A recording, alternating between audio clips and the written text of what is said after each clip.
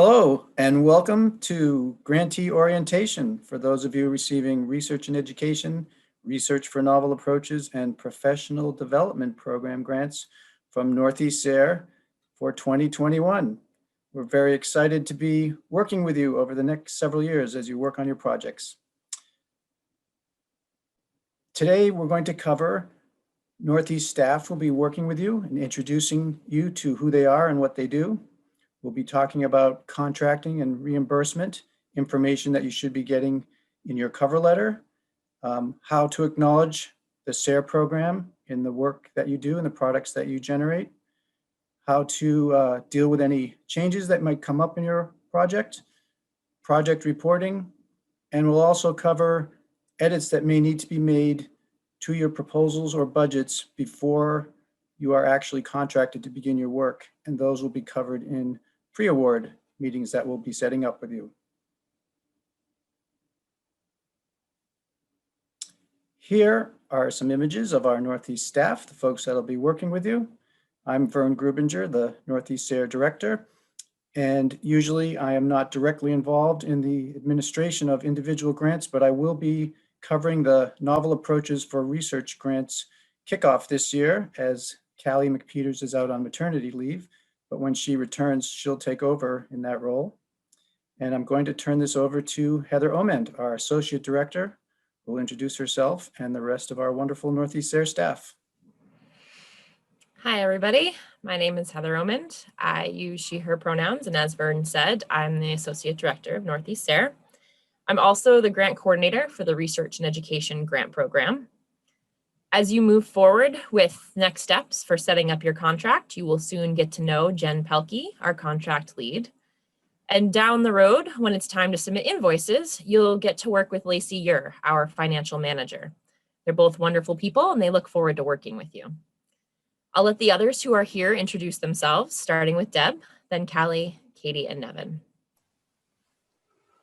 Hi all, and congratulations on your award. I'm Deb Heleba. I use she, her pronouns, and I'm the communications specialist with Northeast SARE.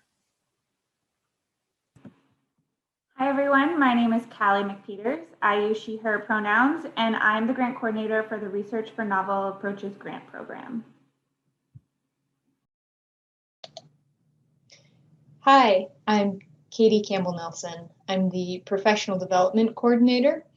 I'm located at Cornell Cooperative Extension in Greene and Columbia counties in New York, but your grants will be contracted through the University of Vermont.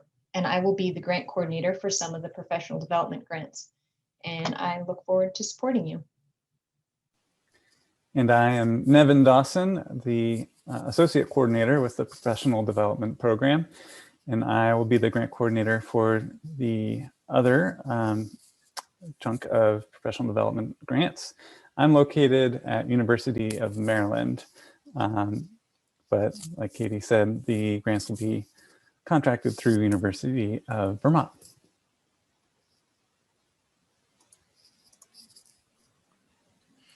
Okay, I have the pleasure of telling you all about some contracting and reimbursement information. Northeast SARE is funded via an annual agreement with USDA NIFA. Each agreement lasts 5 years, allowing us to fund multi-year projects. The University of Vermont is the regional host organization of Northeast SARE, and therefore, as others have said, all contracts issued will be between your organization and the university. All contracts start March 1st of 2021. After March 1st, all project expenses included in your budget can be invoiced to Northeast SARE once you have a contract in place. Your project start date may be different than March 1st, but all contracts will show the March 1st date. You will be working with the appropriate grant coordinators to confirm the end date of your project during your pre-award meetings. It is important to remember that Northeast SARE grants are reimbursement based. You must spend the money first and then submit invoices to be reimbursed for funds. Please submit invoices at least quarterly, but no more often than monthly. I'll hand it off to Deb for the next few slides. Great, thanks Heather. So as communications specialist, it's my job to share the successes of Northeast SARE with a broad base of stakeholders, including farmers and educators and policymakers. And so the best way to ensure that folks know about SARE-funded projects is through SARE Acknowledgement. So it is a requirement that you acknowledge SARE in all materials you develop with SARE funding, including deliverables like bulletins, guides, and fact sheets, academic journal and general media articles, posters and presentations, on webinars, websites, and videos, and in promotional materials like flyers, training announcements, and the like. Next slide, please. So as you can see, we have developed some model language for you to use, and we also have the Northeast SARE logo available on our website in several formats for your convenience. Also, to help us spread the good word about your project, it's really helpful if you upload photos to your report that capture the essence of your project. And Heather will be sharing more information about reporting later on in this presentation. If you need assistance with SARE Acknowledgement, the logo, or ideas to help spread the word about your project opportunities, please do be in touch. Thanks, and I'll now turn it back over to Heather. Thank you. So we, at Northeast SARE, we understand that even in normal times, things come up that may impact the project plan or budget that you have developed. Please check in with your grant coordinator as soon as these potential changes come to your attention, and especially before spending money on expenses that are not included in your approved budget. While small differences in expenses from the approved budget are normal, it is good practice to check in with your grant coordinator, and it is required when the change exceeds 10% of the total budget. Once you have the grant coordinator's approval regarding plan or budget changes, you're good to go. Sometimes project activities can be delayed. It is possible to request a no-cost extension as long as the reason for the request is directly related to achieving project objectives. These requests should ideally be submitted at least 45 days before the planned project end date, and your grant coordinator will typically send a reminder around that time just to check in. It is worth noting that our grant coordinators have a lot of experience supporting applicants through all sorts of unexpected situations and factors that can come up.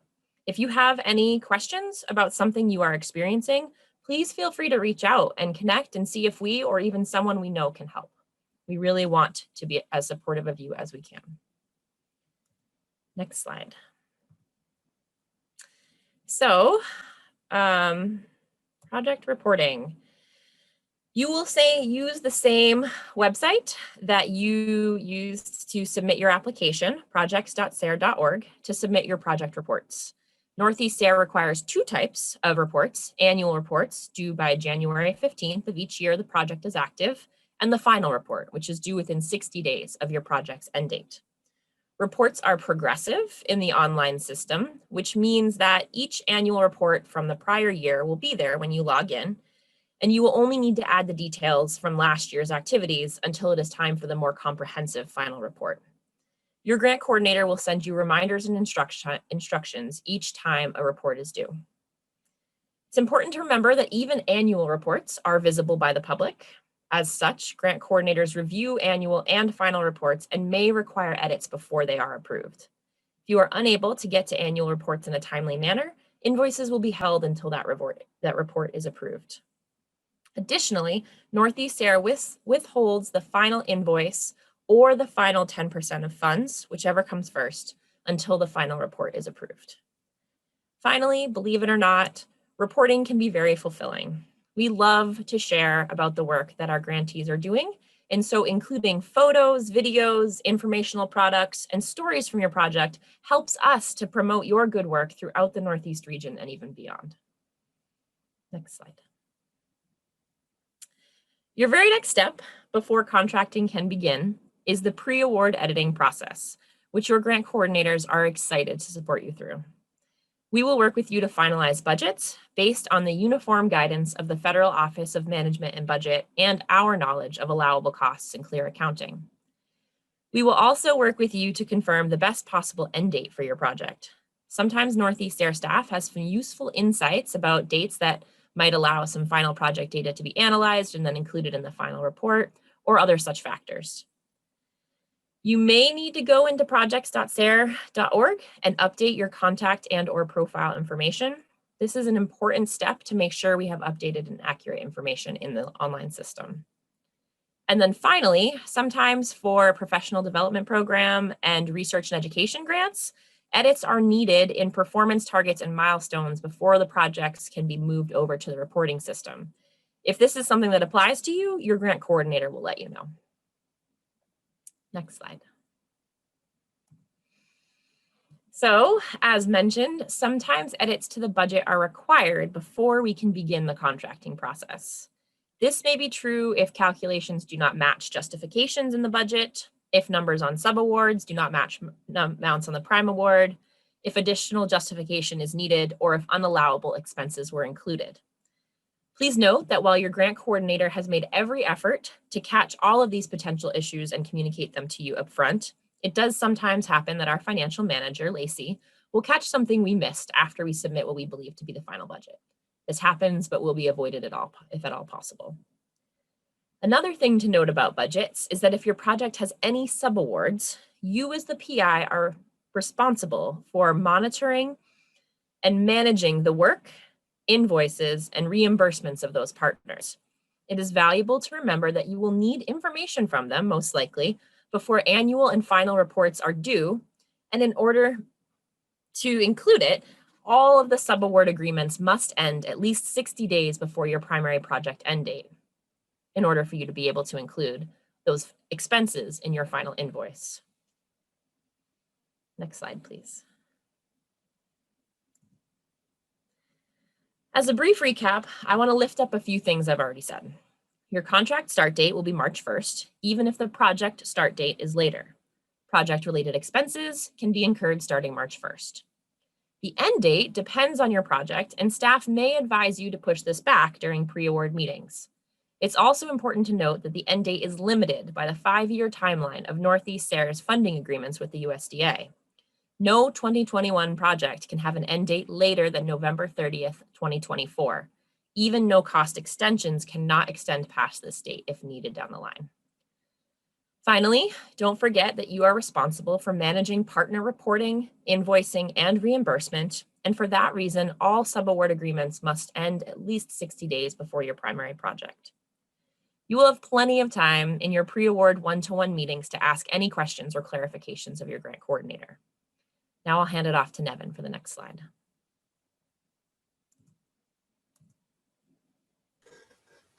Thanks, Heather. So I want to walk you through a few steps in using the system. Again, it's the same system that you use to submit your proposal, but to manage the active project, there's kind of another side to it. This is a preview. As Heather mentioned, there may be changes to some language in your proposal that we'll request. And for that reason, the report side has not been generated yet. So feel free to reference this recording and the associated slides when it comes time to take these steps. So once that report has been generated and you log back into the system, which is projects.sare.org, you will see a new link to your active project under the project. So you'll go ahead and click that to access the project information and the report.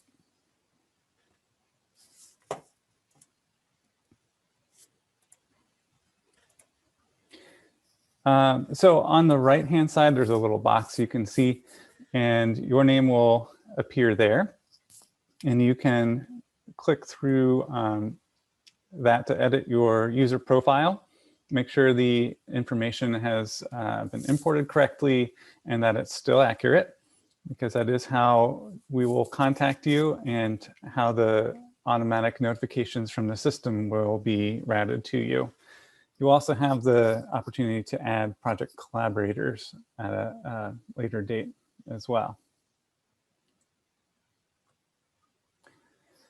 And then at the bottom left is some information that is automatically pre-populated from your proposal. So please check, make sure that has been imported correctly. And then we'll ask you to complete this section. There's 3 questions there: the benefits and impacts, commodities, and practices. And these help us kind of classify your project. There's some of those are very long lists, so do your best to select ideally no more than 2 for each of those that best represent your project. So when it comes to commodities, for example, even if your project is fairly broad ranging, try to select the 2 that are most relevant. And you'll also have the opportunity throughout your project to upload what we call project products. So through the reporting system, which is a different side that we haven't gotten to yet, you'll have the opportunity to upload any sort of supporting documentation that you generated through your project, flyers, advertisements, that sort of thing. But this section here, information products, is reserved for publications or other media or things that you have developed in part or whole through the project that stand alone and that the members of the public or other folks in the ag community can make use of without any context of the project. And we consider these for promotion on a higher level as well. I'm sorry.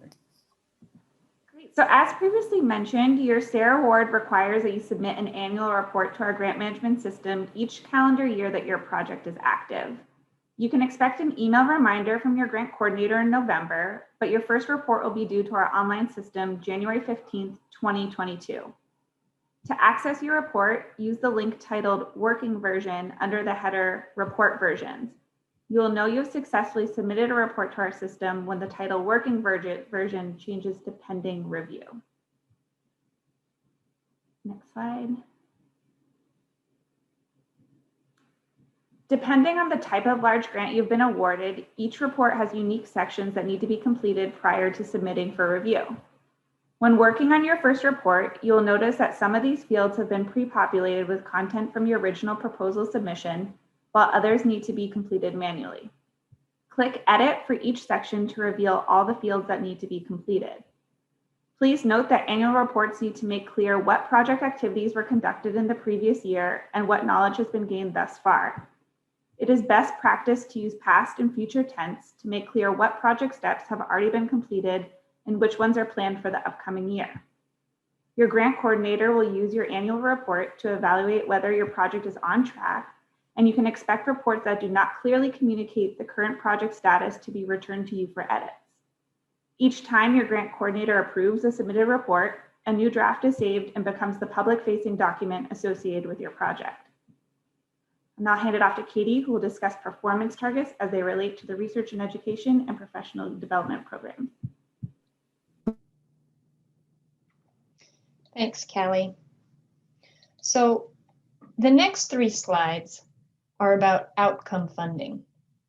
And Northeast SARE currently uses outcome funding for, as Callie described, the research education and professional development grant programs. These are sections that you see in your proposal and you will be reporting against in your project report. The words outcome in Northeast SARE lingo are these specific actions that are taken by project participants and then the measurable benefits that result from those actions. In research and education, you're measuring the outcome for farmers, and in the professional development grants, you're measuring outcomes for service providers to support farmers. So to reach your outcomes, the structure of your project is guided by this performance target. There will then be milestones to help you get there, and verification will help you measure where you end up along the way. Your grant coordinator for these grant programs, Heather, Katie, Nevin, will work with you to hone in your performance target if anything needs some tweaks. And then, you know, your project may have other planned and unplanned outcomes, some of them exceeding your expectations. That's wonderful. You will definitely also encounter challenges, but your target is a focus to give your project team and participants a goal to work towards. It should be ambitious and achievable, and a well-structured project can be really satisfying. Milestones. Milestones are the steps your project participants take to lead you to the performance target, and you will report against them each year when you submit a project report, and then get support on these reports from your grant coordinator. Many of our grantees in this past year especially really struggled with milestones, and that's absolutely to be expected. And we're here to help you to keep that from being as anxious as it can be, because we know you care about your work and value this project, so we want to help see you through it. You may find it odd when you write a milestone that it's from the perspective of project participants doing and learning rather than you as part of the project team, but this is to help you stay focused on their outcomes to help you reach your target.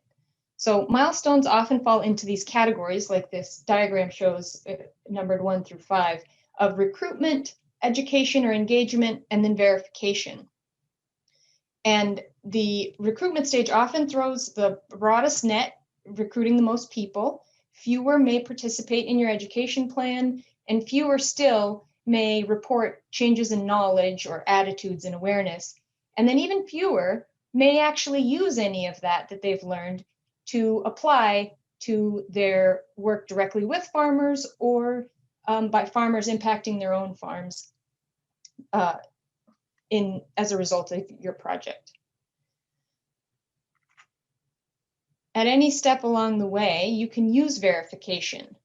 Now in this timeline, verification is at the end of your plan, but a really strong verification plan is interwoven throughout your project. So the verification plan is our next slide. And I love a good verification plan. I worked as a service provider to support farmers in Massachusetts for 10 years, and evaluation verification was our bread and butter. It was our currency. We used it to measure the value of what we did, but also as a tool for farmers themselves to measure their own outcomes and changes.